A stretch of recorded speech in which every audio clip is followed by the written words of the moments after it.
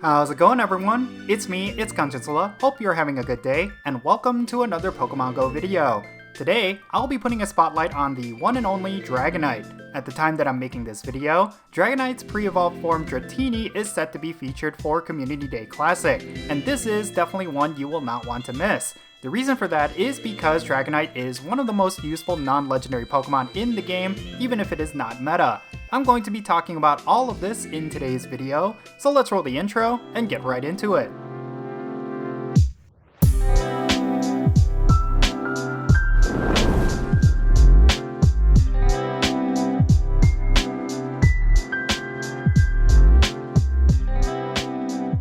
Alright, let's talk about Dragonite. This Pokemon is one of the most iconic Pokemon in the game, and probably the entire Pokemon franchise as a whole. When Pokemon Go was first released, getting a Dragonite was considered the ultimate trophy. If one of them were to spawn in the wild, you are certainly going to see a massive stampede of Pokemon Go players rushing to catch it. Dragonite! Dragonite!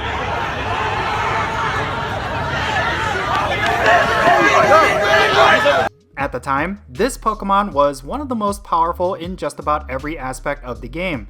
Absolutely nothing would beat the experience of catching a Dragonite in the wild. While it fell off pretty hard over time, mainly due to the release of other Dragon types, it is still a really good Pokemon to use. This is because it is built to be an all-around Dragon type, as it has a really good moveset, really good well-rounded stats, and it is fairly easy to get compared to most other dragons. So let's go over the details of this Pokemon. First and foremost, it is a Dragon and Flying type Pokemon. This gives it key advantages over Grass types, Dragon types, Ground types, Fighting types, Fire types, and Water types. It is weak to only a few different types, which includes Dragon, Fairy, Rock, and Ice. You will want to watch out for Ice type attacks, as it deals double damage against Dragonite. But in terms of resistances, it has double resistance to Grass and Ground, so utilize this knowledge to your fullest potential, especially in the Go Battle League. Now, I mentioned that Dragonite has well-rounded stats, and this is definitely true. This Pokemon has a base attack stat of 263, a base defense stat of 198, and a base stamina stat of 209. These are at the levels of most legendary Pokemon out there, so the power level of this Pokemon cannot be understated. It has a really high DPS and TDO score compared to most others, and if you can roll with a Shadow version of this Pokemon, you will elevate the DPS high enough where it will outclass most other Dragon types. Take a look at how it ranks compared to other dragons in Pokemon Go. As you can see, a regular Dragonite will get outclassed by most other dragons, but not by much. However, the Shadow form of Dragonite is pretty much near the top, only getting outclassed in DPS or TDO by Mega Evolutions and Shadow Salamence.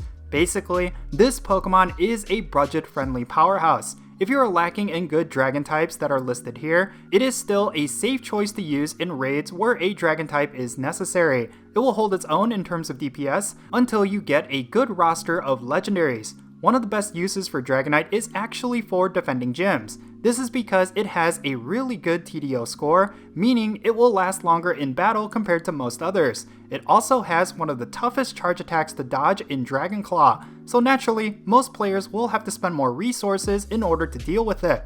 It also synergizes really well with some of the most common defenders, like Chansey, Blissey, and Snorlax. Since most of the Dragon types that outclass it are legendaries and Mega Evolutions, which are of course ineligible to defend gyms, Dragonite will be amongst the top when it comes to gym defenders. Now, part of Dragonite's core strengths lies in its move pool. It has one of the strongest Dragon type move combinations in the game for pretty much everything. Dragonite can come with Dragon Tail, Dragon Breath, and Steel Wing as its fast attacks, and Hurricane, Hyper Beam, Dragon Claw, Superpower, and Outrage as its charge attacks.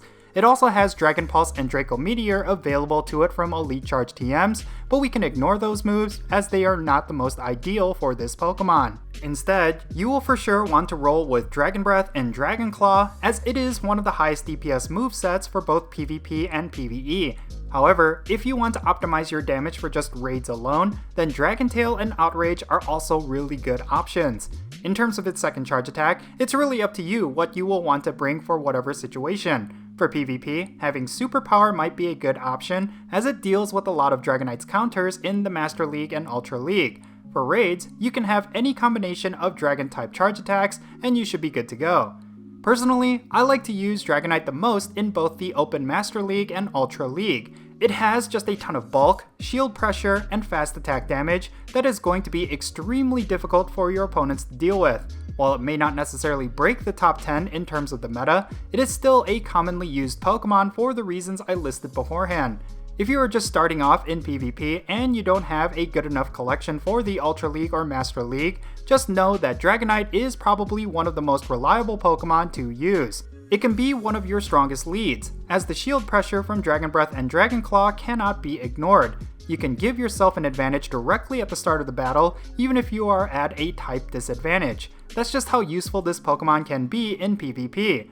Within the Open Master League, one particular lineup that I've used to great success is Dragonite, Heatran, and Melmetal. This team has a ton of great coverage and can deal with a lot of the meta Pokemon. It is pretty effective at taking out really heavy hitters like Dialga. It is definitely worth a try if you are struggling in this league. Now at the time that I recorded this video, we are set to have Dratini Community Day Classic. If you are wondering whether or not you should go hard at farming this particular Pokemon, my answer is a resounding yes. Even if you have a ton of really good dragon types that outclass Dragonite, it is still worth getting the XL Candy as well as a stockpile of shinies.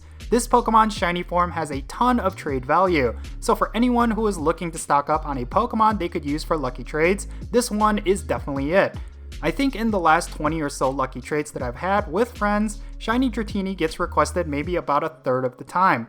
Therefore, I always make it a point to have a bunch of these ready to go for trades. It would probably be in your best interest to do so as well. So yeah, basically speaking, Dragonite is a high priority Pokemon. Even though it may not be considered meta anymore by today's standards, it is still worthy of being a part of your collection, and it's definitely a shiny Pokemon you will want to stock up on. Anyway, that's going to be it for this deep dive video. Now, I would like to know your thoughts regarding Dragonite. Is this a Pokemon that you are using? Let me know where in the comments and let's have a great discussion. And if you ended up enjoying this video, be sure to hit that like button and subscribe if it's your first time here, and don't forget that little bell so you can stay up to date on whenever I upload videos. And I want to give a quick shout out to my patrons on Patreon. You make this channel content possible. If you want to support my channel in any way, big or small, then be sure to check out the links in the description below.